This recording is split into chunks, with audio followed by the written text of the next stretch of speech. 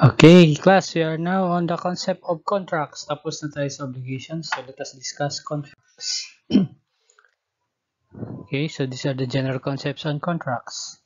A contract has been defined as a meeting of the minds between two persons whereby one binds himself with respect to the other to give something or to render some service.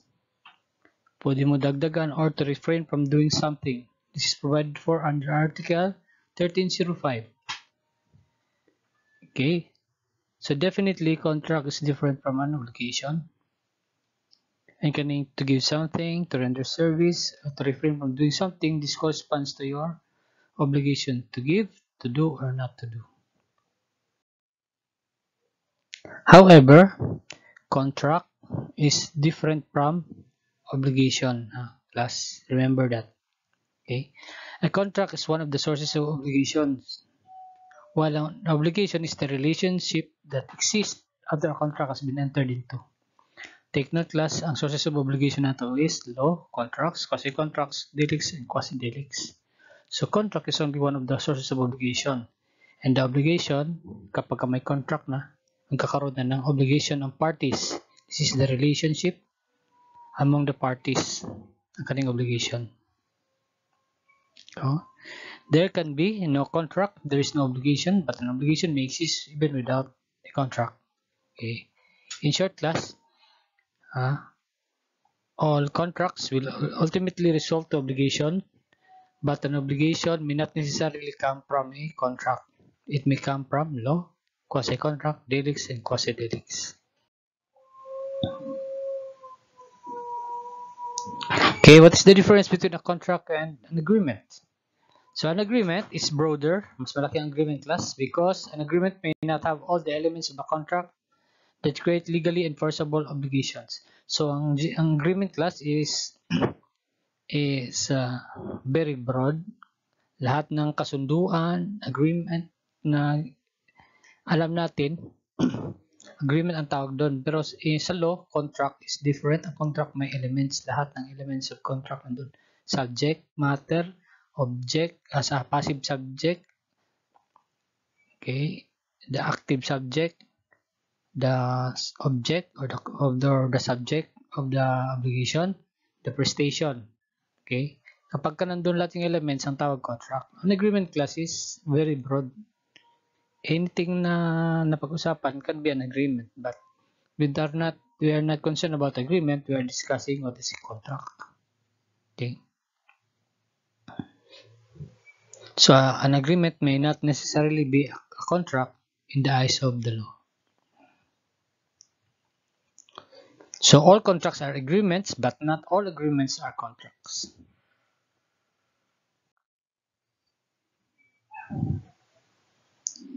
So there is a concept of freedom to contract, or sa other books ang tawag nila or other authors is autonomy of wills.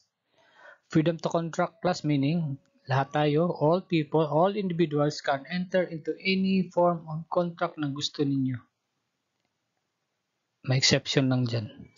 Individuals can stipulate, agree on anything under the sun for as long as the stipulations or the agreement is not contrary to, number one, law. Because law is always superior to a contract. Dito pwede maging contract class na mas mataas pa sa law. Okay? So, sa halimbawa, sabi ng law, bawal pamatay. Hindi tayo pwede magawa ng contract na, oy, bigyan kita ng pera, ipatayin mo si Mr. A. Why? Because the law is always superior than the contract. So, all contracts must not violate any law. We can agree on anything under the sun for as long as it is not against the law. Number two, contracts must not be against morals. Like slavery, class, example, slavery. You cannot contract. Hindi mo pwede sabihin na, okay, I will hire you as my slave. You will do anything I want. That is not valid because it is against morals. Number three is contract should not be against customs. Like example, slapping your parent. For example, I will pay you 1,000 if you will slap your mother or your father. Oh, that is not valid because that is against customs, good customs. Number four, class, is public order. contract should not be against public order. Like forcing to eject a tenant. For example, I will pay you. Uy, na ako'y tenant dito, nag-rent. Nag-rent, dili magbayad. I will hire you. Pirsahon siya birahon pagawa sa balay. That is invalid because that is against public order. Okay, because under the law, to eject a tenant, you must file a case sa court para si sheriff na mag-eject. Number 5 is contract should not be against public policy. Example, I killed someone, for example.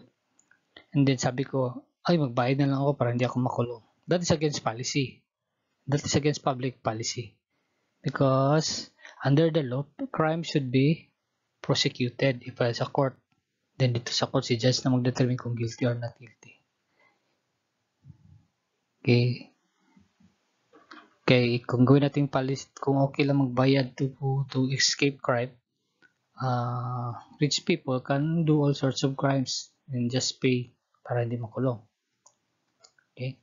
So autonomy of wills or freedom to contract clause means that any person can stipulate or agree into any contract for as long as it is not contrary to law, morals, good customs, public order, and public policy. Always remember ni class K, balik-balik ni siya. So contract, may stages sa life of the contract class. Number 1, of course, preparation and negotiation. This is the portion where you talk among yourselves, sa inyong contracting party, kung sa inyong mga stipulations, agreement, kung sa inyong subject, object, what is the prestation. This is where you will be talking about that sa preparation or negotiation.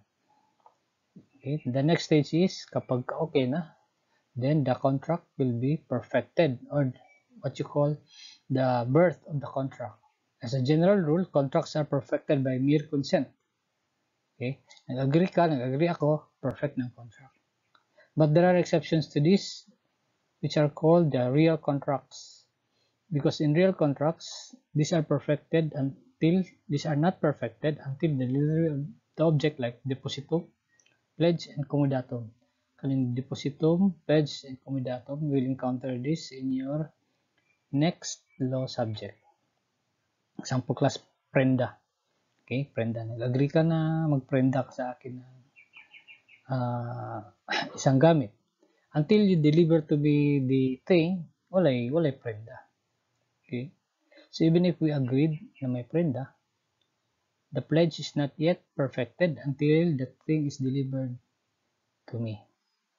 So general rule, contracts are perfected by mere consent. Exceptions are the real contracts. Example, depositum, pledge, and commodatum. Commodatum kasi actually hiram ng bagay, hindi pera kundi bagay. For example, hiramin ko yung sapatos mo kasi maglaro akong basketball. That is commodatum. Okay? So wala kang hiram na shoes until natanggap mo yung shoes. So it must be delivered.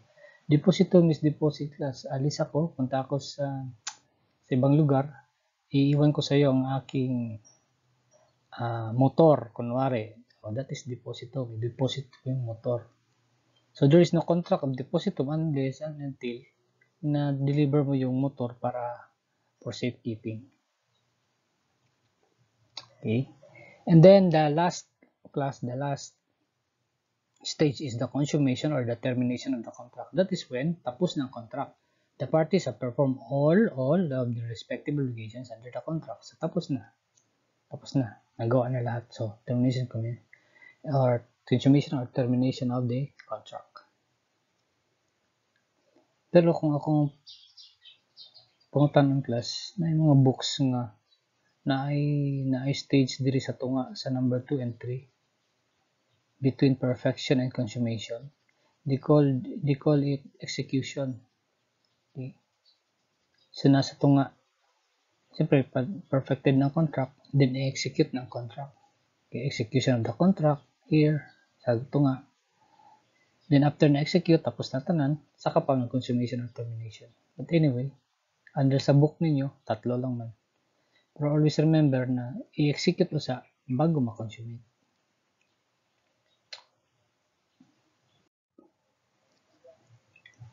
Here we are on the classifications of contracts. The first classification is according to name or designation.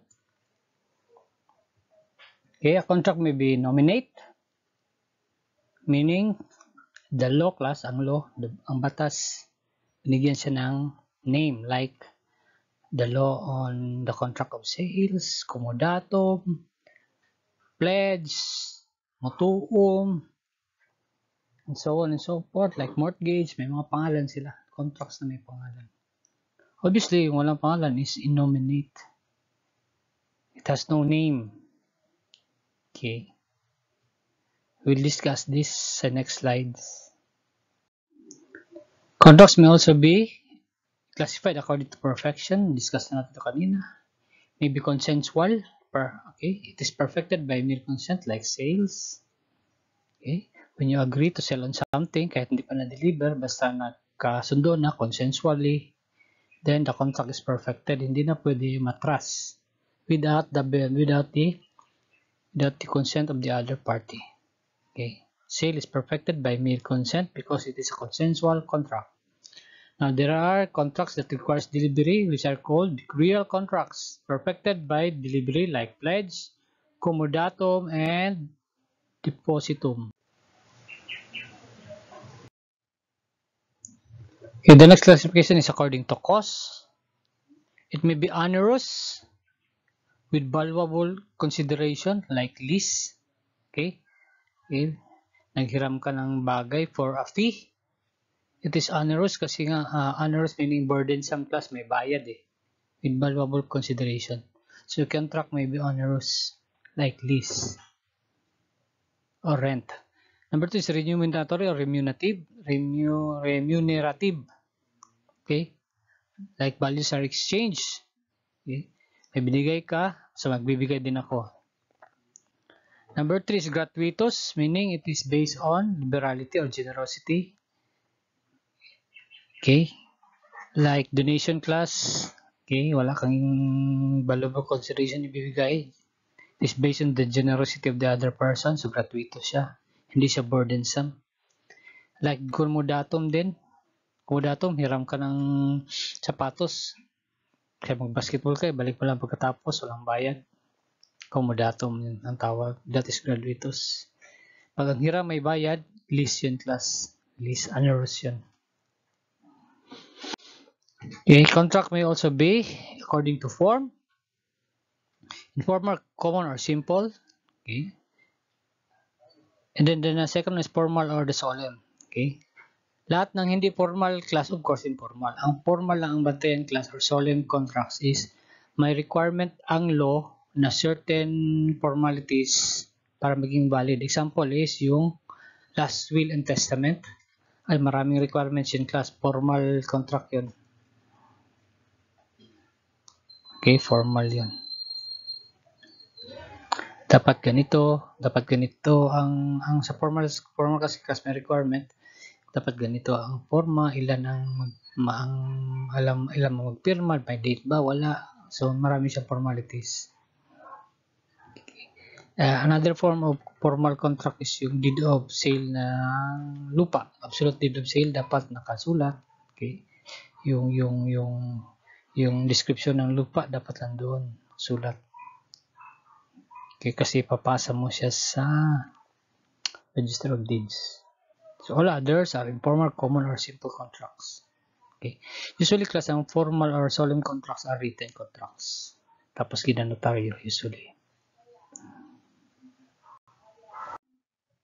Contract may be also classified according to obligatory force. It may be valid, rescissible, voidable, unenforceable, or void or inexistent. Kanisa nga classification class will be discussed thoroughly in another topic. Muna siyang last chapter sa book So, sa next topic na natin siya i-expand. Okay, according to person obliged or the liability, maybe unilateral, isa lang ang may obligation class. You and me entered into a contract. Isa lang ang may obligation like donation. Ikaw lang ang may obligation to deliver. Ako wala kasi gratuitous yung contract. So, unilateral. Kapag dalawa naman ang may contract, ang mga obligation clause under the contract, it's called a bilateral contract. Like the contract of sales, one person is obliged to deliver something, the other one is obliged to pay. So, reciprocal obligations of bilateral contract. So, according to risk, contract may be commutative. Like sales, may binigay siya, may tatanggapin ka, that is commutative. Okay, equivalent ang undertaking. Or aleatory. Aleatory is when it depends upon a certain event or contingency. I will expound on this class sa law on sales ninyo sa next na law subject. An example of an aleatory contract is contract of insurance. Nagbayad ka, wala ka namang tinanggap, kundi ang assurance lang na if may nangyari sa iyo, may matatanggap kang pera. Sale of hope class is also an aleatory contract. Pwede na ibalik ang hope, sir? Yes. Like lotto ticket. Lotto ticket is sale of hope. Ang binili mo naman di yung papel, kundi yung hope na baka manalo ka. Okay? According to status, a contract may be executory or executed. Executory class, kinukompleto pa lang. Hindi pa siya natapos. Ang executed, tapos na. Tapos na contract, tapos na na-execute na lahat ng obligations. Okay? Ito yung sinasabi ko na sa gitna nung stages of the contract, from the birth or perfection of the contract up to the termination. Sa gitna may executory execution of the contract. Okay. Contract may be also classified according to dependence to another contract. May be preparatory. Contract may be preparatory. Example of a preparatory contract is the contract of agency or partnership. Okay, may contract tayo for partnership. Then this contract will lead to other contracts. For example, we entered into a partnership to sell cell phones. Okay, our contract of partnership is preparatory to the selling of the cell phones. So, kapag nag-sell na tayo ng cell phones, ang dami ng contract of sales na magiging consequence ng partnership natin. Or a contract may be accessory like prenda, mortgage, pledge. Okay. Ang accessory class, meron siyang principal contract. Yun ang loan, utang. Then, ang anak noon is prenda. Okay. Walang prenda kung walang utang. Pero may utang na kaya walang prenda. So, an accessory contract is dependent on another contract and it cannot stand alone. And the third one, of course, the principal contract is a contract that can stand alone. It does not depend on any other contract.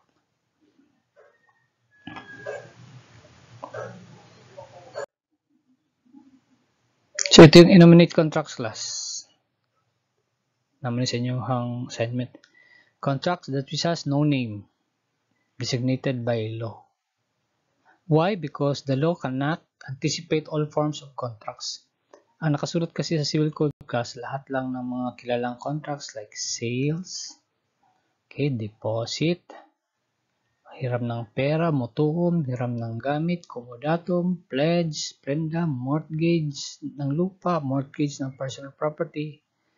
Yun ang mga nakapangalan sa Civil Code. All other contracts na walang pangalan under the Civil Code or any other laws is called a nominate contract. Okay. The first one is the do or des contract. I give that you may give, which is actually a barter.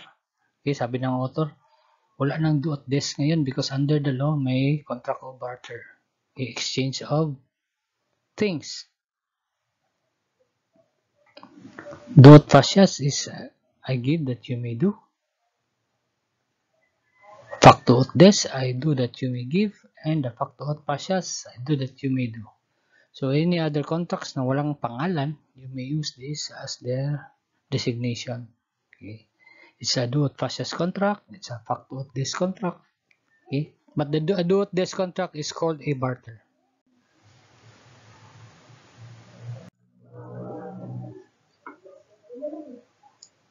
Okay. So as a rule class, contracts will bind both the contracting parties. Of course, logic mga class. When you and I enter into a contract, you and I are bound to follow the contract. Okay.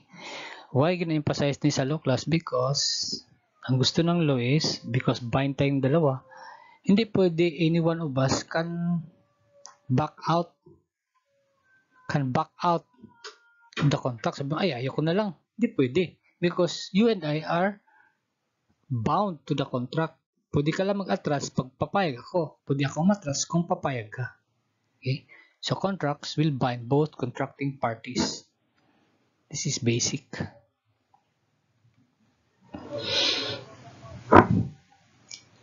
So, because of this, it is said that the contract has the force of law between them. So, you and I enter into a contract. Our contract is a law that binds us together.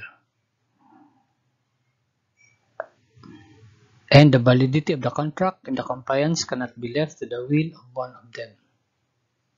So, hindi pwede magsabi ka, ayoko na, or tapusin na, or ikaw lang ang mag-comply, ako ayoko. Hindi pwede. Because both parties are bound to the contract. Okay, because you and I are bound to the contract, as a consequence, contracts take effect only between the parties. Okay? You and I enter into a contract, utang. May utang ako sa iyo. Dahil sa iyo ako nag-utang, hindi ko sisingilin si Juan de la Cruz. Why? Because Juan de la Cruz is not part of the contract. Ang part sa contract lang is ikaw at saka ako. Eh, sino ito si assigns? Sino ito si heirs? Si assigns class, si assigns, ito yung mga taong gi-transfer sa kanila yung contract. Why? Because generally, contracts are transmissible class. Okay? For example, may contract tayo, tapos yung right ko, gi-transfer ko, gi-assign ko. Ang contract mga class is hindi sale ang ginagamit na term, kundi i-assign. Pero pareha lang, binenta mo lang din. I-assign ko sa ibang tao yung right ko under the contract. Okay? Yung tumanggap is called an assignee. Okay? Yung paglipat ko sa kanya is called an assignment. I-assign ko sa kanya, I am the assigner, siya ang assignee. Okay? Nagkaroon ng assignment of the contract, ibig sabihin tin-transfer. So in that case class, the contract is also effective dito sa third party nga naging assignee. And also to the heirs. Okay? Pag namatay ang any parties to the contract, of course, mamanahin ang contract ng heirs. Heirs, tagapagmana. This is because of the concept of transmissibility of the contract. Pwede transmit. Okay, general rule class, only the parties are bound to the contract. Okay. And sabi ng law, also there assigns yung gi-transferan ng rights. And as well as the heirs, yung tagapagmana. Pwede rin malipat sa kanila yung contract because of the rule on transmissibility. Okay. Pwede i-transmit ang contract class except when the rights and obligations arising from the contract are not transmissible by nature, by stipulation, or by provision of law. Example, singer ako, may contract ako to sing in a concert. Halimbawa lang, namatay. Hindi pwede i-transfer doon sa anak, yung anak ang magkanta doon sa concert. Okay? So, general rule, transmissible ang rights under the contract except when it is by its nature, it is not transmissible, or by stipulation of the parties, if you agreed na hindi pwede transmit, or by provision of law. Ang law itself, pwede magbawal na i-transmit. Okay? Like sa partnership. Sabi ng law, pag namatay yung partner, yung rights ng partner, hindi yun malilipat dun sa heirs. Okay? Eh, paano sir kung utang? Mahal na ba yan ng tagapagmana? Yes, ang utang can be inherited by the heirs, pero ang pambayad noon kukunin din sa properties na namana niya. Any excess sa utang, hindi pwede kukunin sa properties ng heir na mismo. Okay? Yung utang is mamanahin lang only up to the extent of the properties also na namana. Any excess of the utang na namana will not be charged against the personal property of the heir. Okay? Third person. Pwede ba magiging part ng contract ang third person? Generally, sabi natin kanina, only the parties, you and I, are parties to the contract. Sino pa? Yung assigns. Sino pa? Yung heirs. In case lang na nalipat sa kanila yung contract. But generally, ang part of the contract na parties are you and I. Okay? Papasok lang yung assigns pag nilipat mo. Papasok lang yung heirs pag namatay yung isang party. Okay? So, the parties to the contract is only the debtor and the creditor. Pero pwede ba magkaroon ng part ang third person? Pwede. Okay, general rule, walang labot ang third person. Pero however, there are cases where third persons may be affected by a contract, like stipulation a por atrui, which will be discussed in the next slide. Number 2, in contracts creating real rights. Real rights class, di ba na-discuss na natin sa una. We will have real rights upon delivery of the thing. Real rights class is actually the right of the owner of the thing. Okay, real right. Halimbawa, I am the owner of this particular land. Okay, I have real right over the particular land. Okay, so pwede ko siya iprenda. Halimbawa sa bangko. Iprenda ko sa bangko.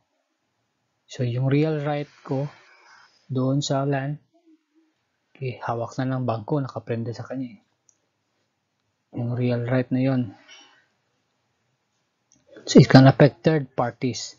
Halimbawa, binenta ko sa ibang tao, the bank can still go after the land because yung real right ko over the land, iprenda ko sa bangko, yung real right na sa bangko.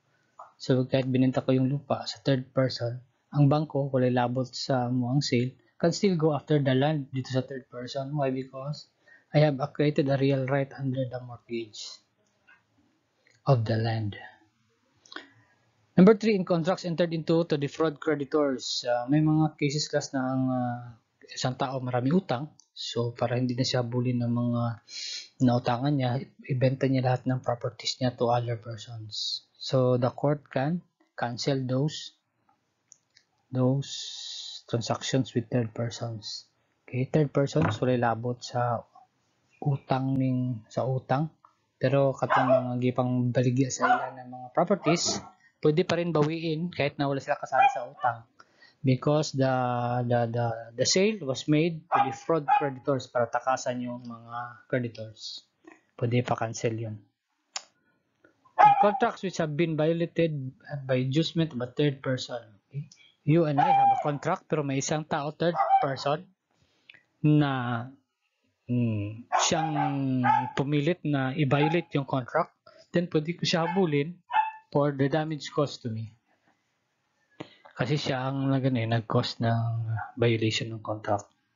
Third person. Wala labot sa contract, pero siya ang naging cause ng violation. Pwede siya habulin under sa contract.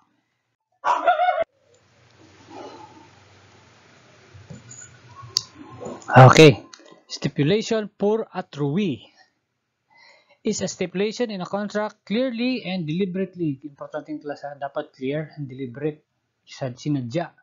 Conferring a favor upon a third person who has a right to demand its fulfillment provided that he communicates his acceptance to the obligor before its revocation by the obliging or the original parties. Okay?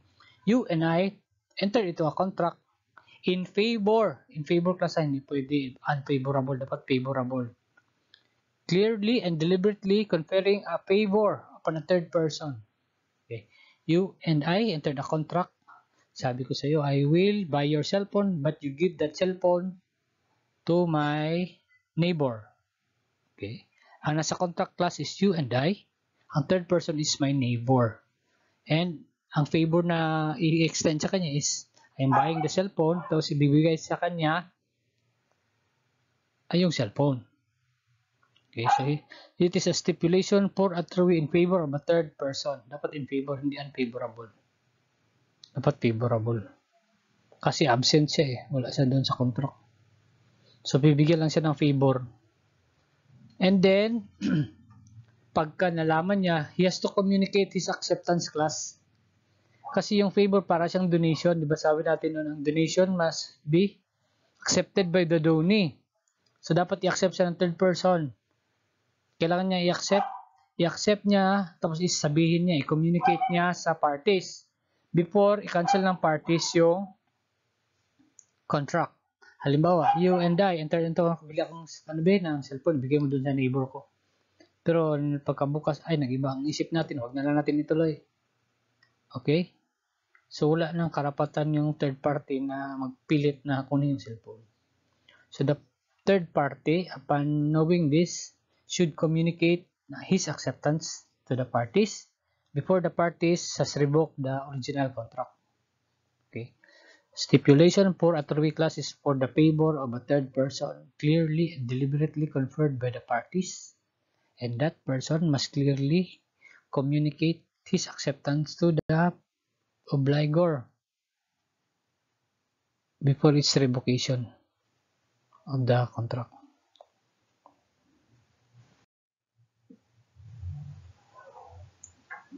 So, thus this stipulation for a three-way is a stipulation that is intended for the sole benefit of a third person. Benefit kasi benefit, favor.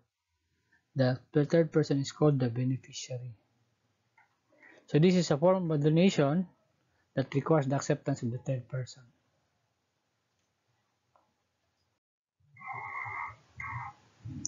So, may requisites ito under the law.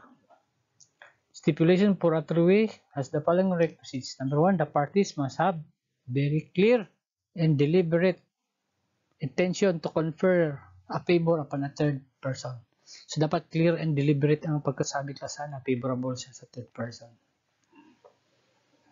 Hindi pwede understood lang. The third person must communicate his acceptance before the revocation of the contract. Okay.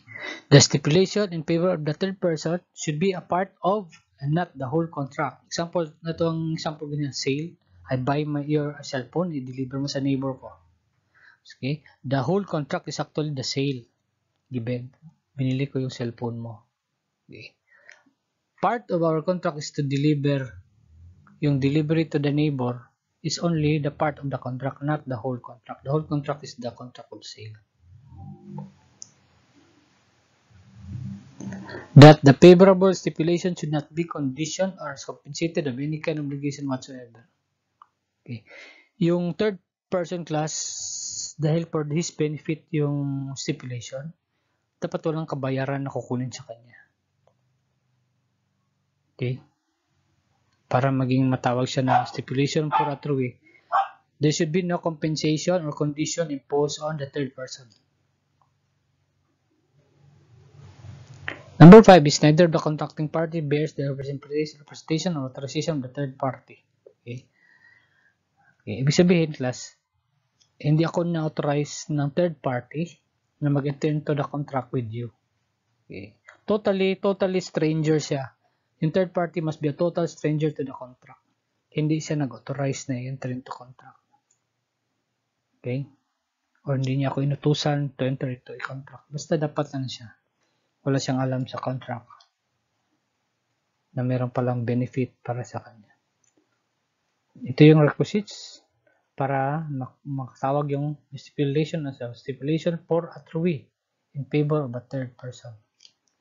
Okay, why are we discussing this class? Because this is one of the case, stipulation for a three-way is one of the case wherein a third person may be affected by a contract entered into by you and me as the original parties.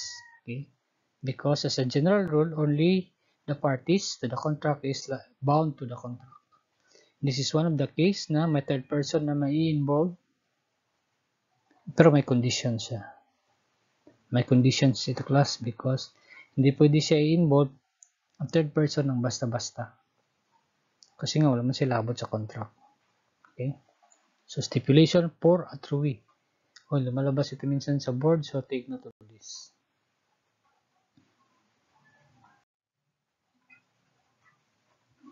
Kaning contract creating real rights. Third person who come into possession of the object of the contract are bound thereby subject to the provisions of the mortgage law and the land registration law. Real rights class, real rights. This one refers to lupa. Lupa, rights over land by owners. Real rights over real property like land. Okay. May formalities class, dapat nakarehistro sa Register of Deeds. If iprenda mo siya, dapat must be in a public instrument, ibig sabihin in notaryo. And then, punta ka sa Register of Deeds, yung prenda mo, ipatatak mo sa likod ng title ng land. Okay? So that, kahit sinong may hawak ng land is bound to the mortgage of the land. Why? Because may land registration laws tayo. Okay. This is another case where a third person na wala labot sa tuwang contract. You own a land. I am the bank. You mortgage your land to me. The land is registered with the Register of Deeds. Yung mortgage mo sa bank is nakanotaryo. And then dinala sa Register of Deeds. Ang Register of Deeds, gi-indicate niya doon sa likod ng title na nakaprenda yung lupa sa bank. So, any person na may hawak ng lupa, halimbawa, binigay, dinonate, or binenta sa ibang tao yung lupa, kahit na wala siya labot sa mortgage, is still bound to respect the mortgage with the bank. The bank can still go after that land kahit nasa possession na siya ng ibang tao. Okay? Itong ibig sabihin ng statement na ito, ng provision na ito.